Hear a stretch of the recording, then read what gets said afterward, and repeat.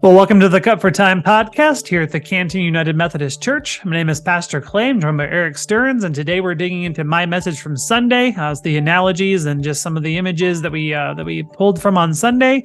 Sunday's sermon was all about the grind of our Christian faith and just really working out our salvation, and just what it means for us to look at this practical advice from the Apostle Paul, and really the heart behind it. And just, so today we're going to be talking about some of that, but also digging into some of the nuts and bolts of what Paul actually said and why that matters for our faith. So let's get into it. Sounds good. I really enjoyed your analogy. Being a sports guy, it was perfect. I loved how you talked about how there's going to be days of PRs, personal records. But there's also going to be days that absolutely suck. It's a podcast, so we can say suck. Yep. Yeah. But just continuing to, for lack of a better term, sports talk grind. Yeah.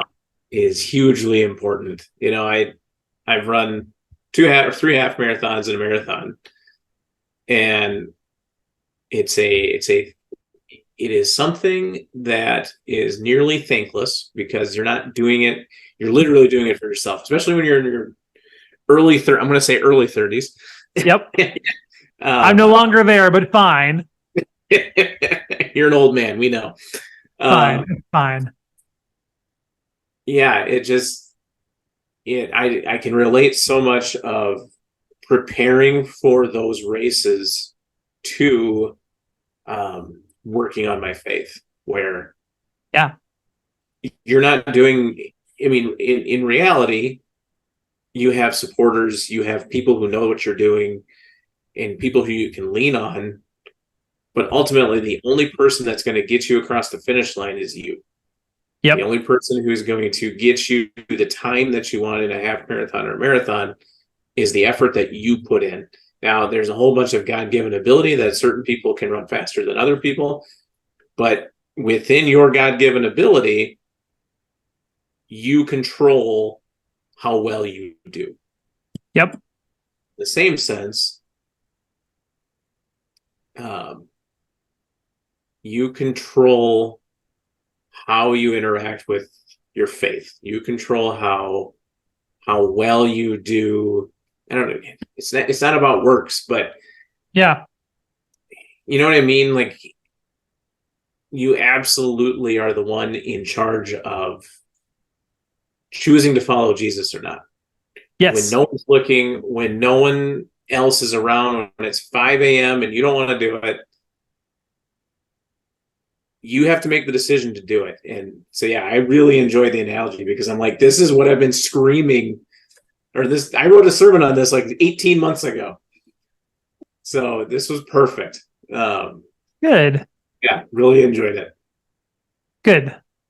Yeah, I didn't want it to be like too sports forward because that's not everybody's world. So I have this, I'm in this weird position where I can speak intelligently to both like sports, but also like, there's marching band and there's training that you do in marching band and there's different things that you do that make yourself a better athlete and make yourself a better musician. And like, and there are things that we can do to make ourselves more faithful Christians, to grow in our word, in the word, to just deepen those roots and to really grind it out. I was thinking of just, I was reminiscing of Paul's words to a different place in Scripture, to a different church, to the Philippians, where he writes and he tells them to work out their own salvation with fear and trembling. And like, not fear in the scary part of fear in that awe and reverence we talked about a couple weeks ago, but like, work out your own salvation with fear and trembling. Like, you are, like you said, you're responsible for your level of faithfulness. And yes, there is a God-given gift of faith that the Apostle Paul names as one of the spiritual gifts. But, we all have that choice to make about how we're going to spend the time that we have. Yeah. Mm-hmm. Yep. Yeah. But I also liked, and I completely agree with, you talked about how doing these things doesn't make you a Christian. Being a Christian makes you want to do these things. Yes. And I think that is a common misconception so often is, oh, if I just do this and if I just do this, everything's going to be fine. And that's superficial in my opinion. Yep. And I just think it's so important to realize that we have to have a change of heart before any of this really makes a difference. Definitely.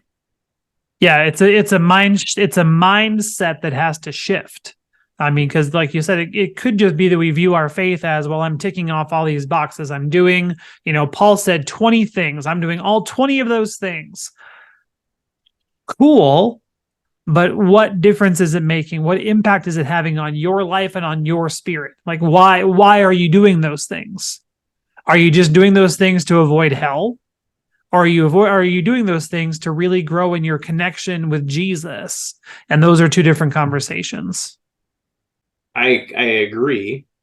But sometimes you feel like you just need to force yourself to check off the boxes in order to continue the journey. Yes, absolutely. There are days and weeks and even seasons of faith where it's like, I know God is with me. I know all of these things intellectually. I believe them in my heart, but yet, sometimes, and and so there's merit to checking off the boxes of making sure that we're actually doing the things we know we need to do. Because there are times when our souls are tired and our spirits are parched, and we're just like, okay, God, I don't even know what to do right now. Like, I feel like I'm doing all these things. I'm feeling stuck in my faith. I'm feeling stagnant. Like we know that heart condition when we get into that feeling when we get into that place, and so that's where it is kind of handy to have a more practical, drill of, okay, well, here's these words from the Apostle Paul. Of like, these are the practical steps that you can take in order to grow in your faith. And these are, like I said on Sunday, these are not a standard by which we judge ourselves. These are a goal to which we aspire. It's a direction towards which we strive. And so when we feel that dryness and we feel that stuck feeling, we can look at and say, okay, is my love sincere? Do I hate evil and hold on to what is good? Am I loving people with Christian love? Am I eagerly showing respect for each other? Am I working hard and not being lazy? Then we can tick the boxes and say, okay, we can tick those boxes and say, okay, I'm doing what I need to do. It's just a tough season. Or we can look at this list and look at the things that Paul is saying and say, okay, whoops, I've missed 2 or 3 of these along the way. This is the direction then. This is how I get my groove back for lack of a better term. Like it can be so illuminating to look at a practical list and say, okay, this is what I'm missing. This is what I'm doing. This is where I'm holding on to that one thing because I really, really need it. And God can't have it. Oh, wait, that doesn't sound like a real moment of authentic faith. Okay, we got to work on that. And I love the real list as an engineer. Like I want a practical list of things that I need to. Yep. I need the problem to fix that I need to fix. You know what I mean? Right. Like, totally. Yeah, I think that's every once in a while we need that, especially when reading the Bible, when so much of it is not interpretation, but just it's heavy. You know what I mean? It is. Yeah, definitely. Yeah, there's a lot of heavy mental lifting that has to happen when we really, really dig into scripture and really, really engage in it. Yeah, there's a lot of mental work that has to go into it, and a lot of, okay, I read this, but what does it mean? And like then that can lead to a whole, lead to a whole academic journey for some people where they have a degree in what this means, allegedly. So yeah, it's like, okay, now I need to read this resource, and this resource mentioned this resource, and you can fall down a theological rabbit hole so fast.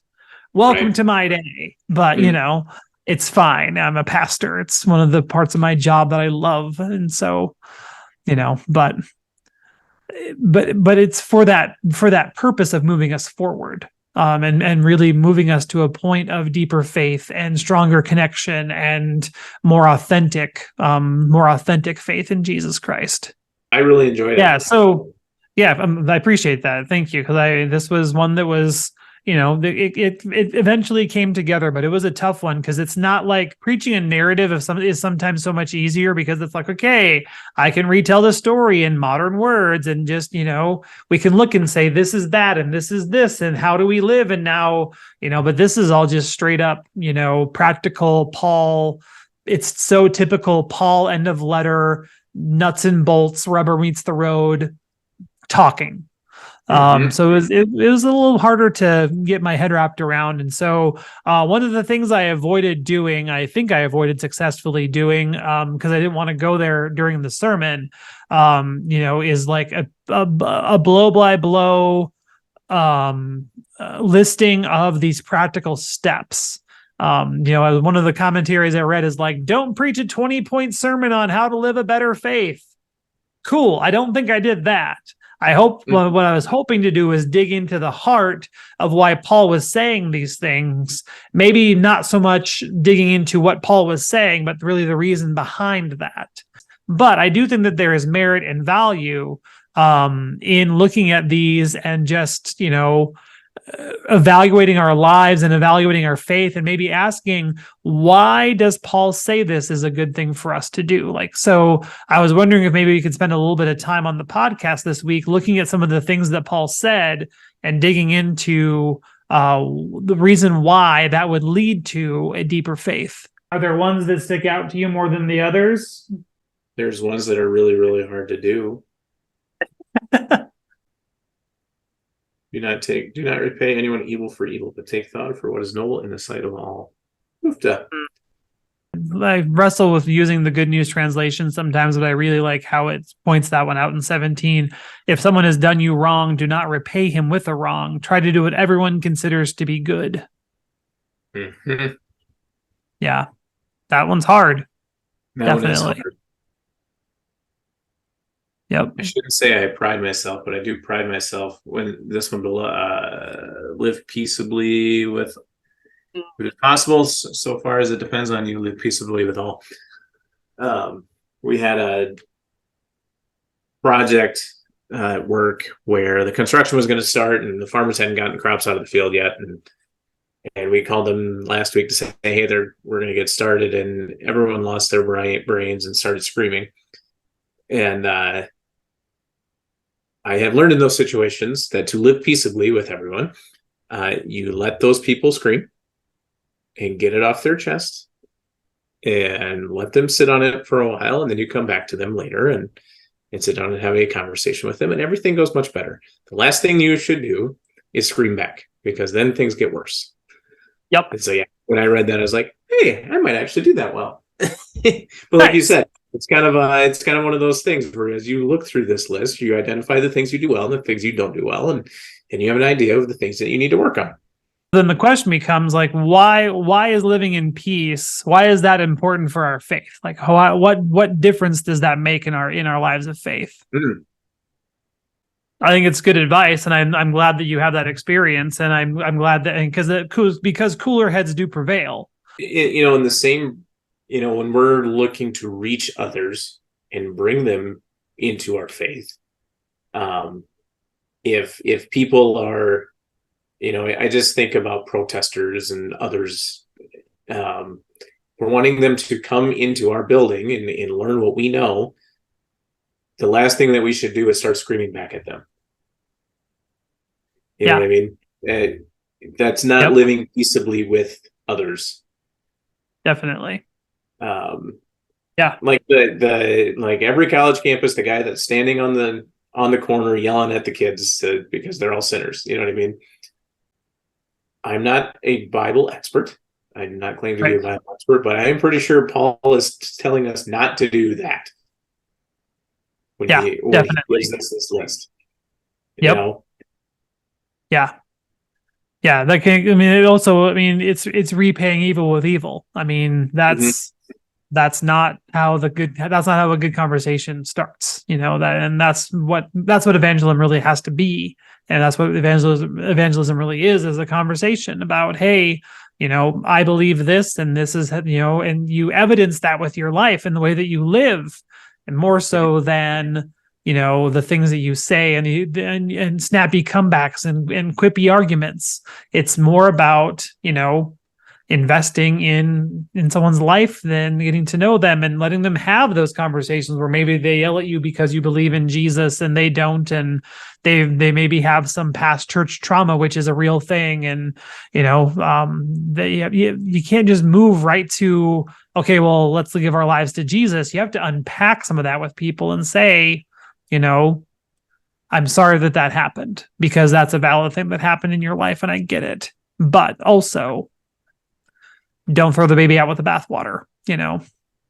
Those conversations are going to be hard, and they're not going to be peaceful. No.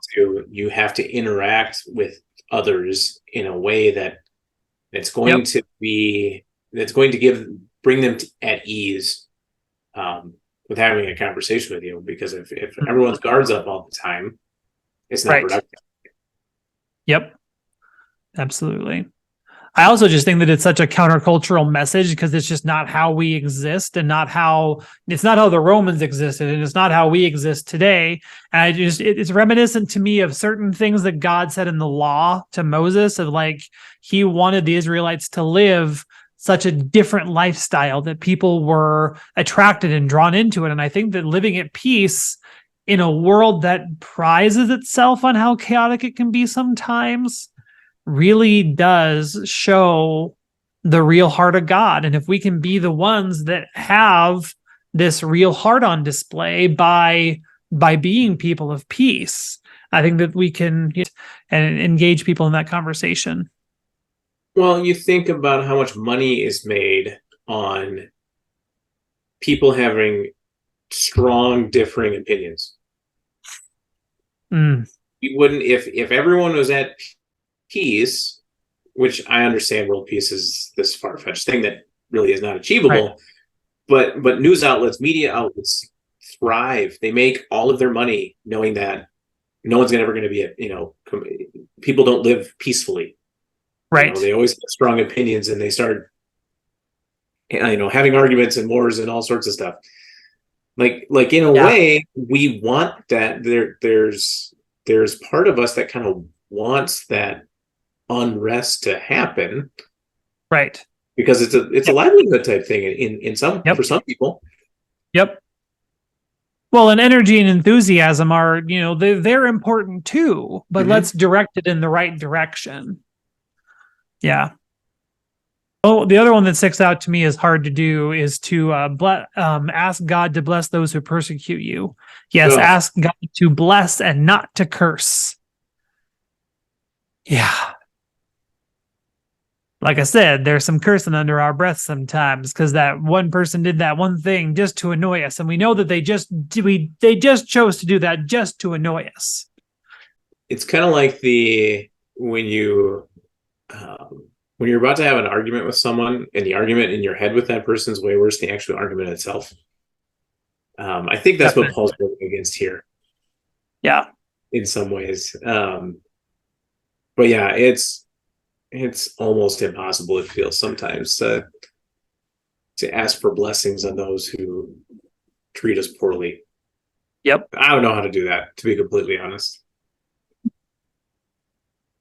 That's really hard. It is. It is not easy. Mm-hmm.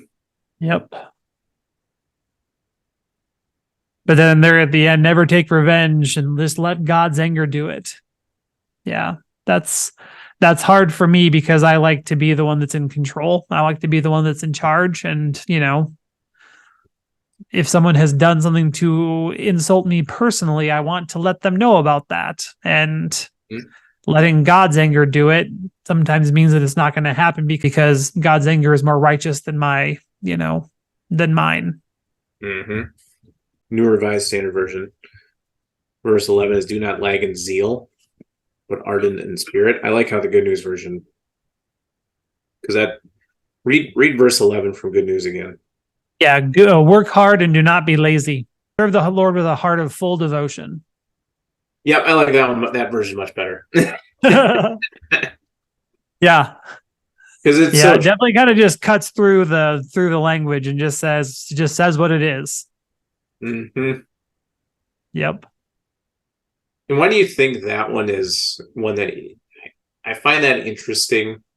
That Paul used that in this, in his list here. It's just it's different, in my opinion. It's a lot different than the others. Sure. That's really somewhat introspective. Yeah. Where the others are more, treating people well and right. And don't do this to other people. That. So why do you think he included that here, and why do you think he thinks that's so important? Yeah, that's a great question. I think that it speaks to the way of certain other Christians in that time, because they expected Jesus to return tomorrow, like literally tomorrow. There was a certain belief out there that people didn't need to work hard, that they just didn't need to work. They didn't have to like earn money and buy stuff, and they were so far removed from actual life. And Paul's like, hey, like this is still important. We still have got to make a living. You still have to work. You still have to do things. You still have to be involved in the life of the world. Like it's the idea of being so much kingdom good that we're of no earthly value. There's a tension and there's a balance that has to be struck. And the pendulum had swung so far the other direction because of their hyper-realized eschatology. They just believed Jesus was coming back right now. And so nothing else matters other than just the return of Christ. And Paul has to say, no, we still have to do stuff, and we can't just wait for Jesus. Like that's not what we're called to do. We're supposed to be serving God. We're supposed to be doing things in the name of Jesus to not lose sight of that. Even though we're looking hopefully forward, and Paul is guilty of having a hyper-realized eschatology too, because of the certain things that he says in certain places. But this really does dig into this idea that there's still work to do, that there's still stuff that we have to do, and that we have to stay engaged in the life of the world around us. And serve the Lord with a heart full of devotion rather than just waiting for Jesus to do it. Sometimes being lazy is so easy. Oh, yeah. Absolutely. It's 100% harder to do things than to not do things. Absolutely. But yet, it's that idea of the grind. It's that idea of, going every day and making the right choices and doing the right things and, having the right heart set and having the right mindset when we do those things. Like serving with a heart that is full of devotion to God. That matters. That's important. That's who we're called to be. What's the next series? Yeah, so Sunday we're starting a new message series based on the life of Joseph from the Old Testament. I have to kind of feel that I need to specify that, because when you say the life of Joseph, our minds are immediately drawn to Jesus' dad. Yep. Right. Yeah. Jesus, Joseph, the father of Jesus. I was doing a Google image search to what should I do for slides for this upcoming sermon series, or what should I do for the newsletter article that I'm putting in the newsletter this week about the new sermon series. And it's let's look for pictures of Joseph. And all of them were nativity scenes, because what else is there going to be when it comes to Joseph? So Joseph from the Old Testament, there was one before the father of Jesus in the end of the book of Genesis that becomes the second most important person in the entire Egyptian nation, which is pretty cool, kind of a big thing. But Joseph's life is one that is just so marked with near misses and just all kinds of stumbling blocks. There are so many opportunities where things could have gone off the rails for Joseph, and so we're going to dig into his life story and see how he lived a life of character, and also a life of grace. When those things would have been really easy to not extend. Joseph is put in positions where there's blatant favoritism by his father, and it just leads to this very weird family dynamic. And that's what we're going to dig into on Sunday. That's where we're going to start this sermon series, because that's where the story starts in Genesis, of just what happened? Why did things go so off course so fast? And like, where is his integrity in the midst of all of that? And how is God inspiring that in his life, even in this very first step?